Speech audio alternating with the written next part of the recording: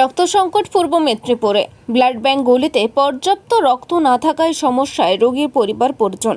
সংকট মেটাতে সাধারণ মানুষকে এগিয়ে আসার বার্তা জেলা মুখ্য স্বাস্থ্য আধিকারিকের। মুমূর্ষু রোগীর প্রাণ বাঁচাতে রক্তের প্রয়োজনীয়তা অপরিসীম, কিন্তু যদি রক্ত সংকট দেখা দেয় ব্লাড ব্যাঙ্কগুলিতে, তবে চিকিৎসার ঘাটতি দেখা দিতেই পারে, প্রাণ সংশয় দেখা দিতে পারে রোগীদের। রক্ত সংকট যাতে না দেখা যায় সেই জন্য ব্লাড ব্যাঙ্কগুলোর তরফে বিভিন্ন এনজিও বা ক্লাবে রক্তদান শিবিরের আয়োজন করা হয়ে থাকে।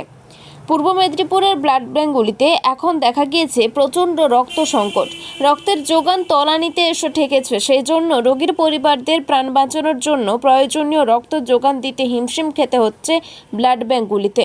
এমনকি সরকারি ওয়েবসাইট খুললেও পরিষ্কার পূর্ব মেদিনীপুরের ব্লাড ব্যাঙ্কগুলোতে পর্যাপ্ত রক্ত নেই।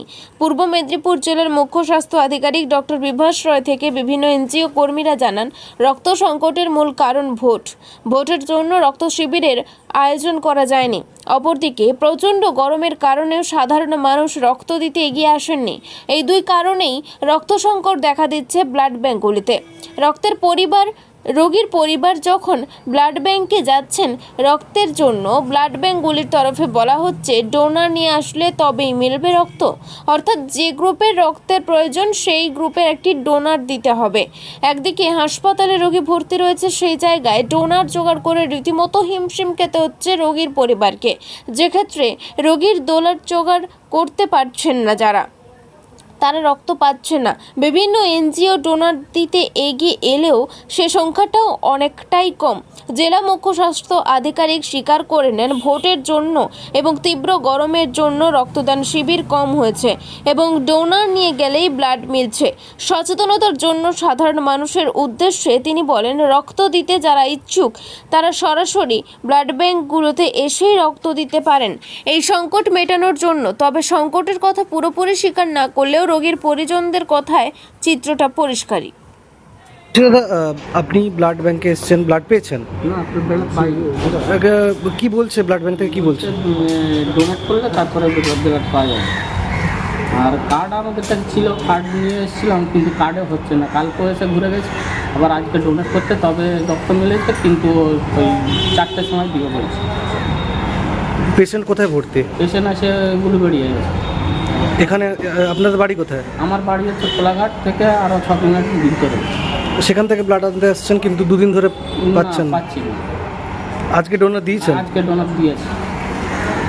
ডোনার মেলাটাও কঠিন হয়ে পড়ছে মনে হচ্ছে। হ্যাঁ, কঠিন হয়ে পড়ছে। এখানে এরা কি বলছে, ব্লাড আছে না? না, এখনো ওই ডোনার দিতে বলছে, আছে, ওটা 4টের সময় দিয়ে বলছে। কি কোন গ্রুপের ব্লাড লাগবে? ওটা তো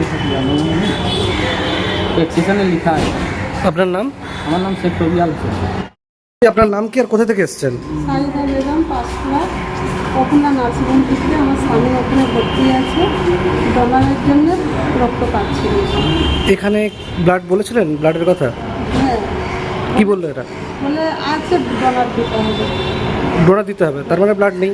হ্যাঁ। এখন কি করবেন? আমি পাচ্ছি না, খুবই আমার স্বামী একা, আমি মেয়ে মানুষটা কেউ নেই আমার। এখন কি করবেন তাহলে, ব্লাড পাচ্ছেন না যে? আপনারা একটু দেখি করে দিন না, মানুষ আমি খেতে খাই।